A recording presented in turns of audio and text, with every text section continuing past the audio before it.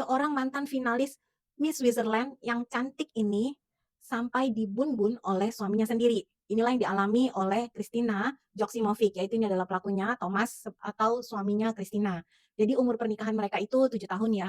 Tapi dalam setiap 7 tahun perjalanan bahtera rumah tangga mereka, itu mereka sering cekcok, mereka sering ribut gitu ya.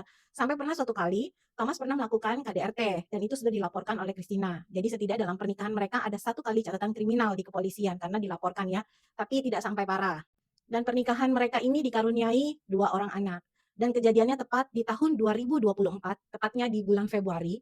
Suatu kali Kristina ini tidak bisa dihubungi gitu ya sama sekali sama orang tuanya. Jadi ditelepon nggak diangkat, semuanya nggak aktif. Pokoknya sepanjang hari itu dia itu nggak bisa dihubungin gitu. Dan suatu kali ayahnya itu khawatir ya, akhirnya dia datang ke rumah Kristina ini.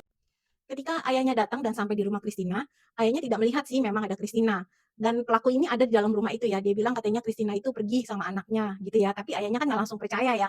Karena nggak mungkin, maksudnya Kristina itu pasti akan menghubungi keluarganya. Masa ini sampai 1 harian nggak bisa dihubungin gitu ya. Suatu kali ketika ayahnya masih di dalam rumahnya, ayahnya masuk tuh ke area laundry room. Dan betul saja ya ketika dia masuk ke area laundry room, kok dilihat di dalam kantong sampah warna hitam gitu ya untuk taruh baju cucian kotor gitu ya.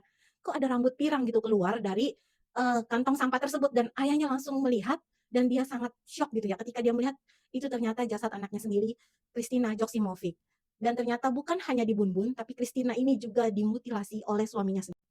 Kemudian ayahnya langsung melaporkan hal tersebut ke pihak kepolisian. Tidak tunggu waktu lama, Thomas langsung ditangkap oleh pihak kepolisian dan diinterogasi.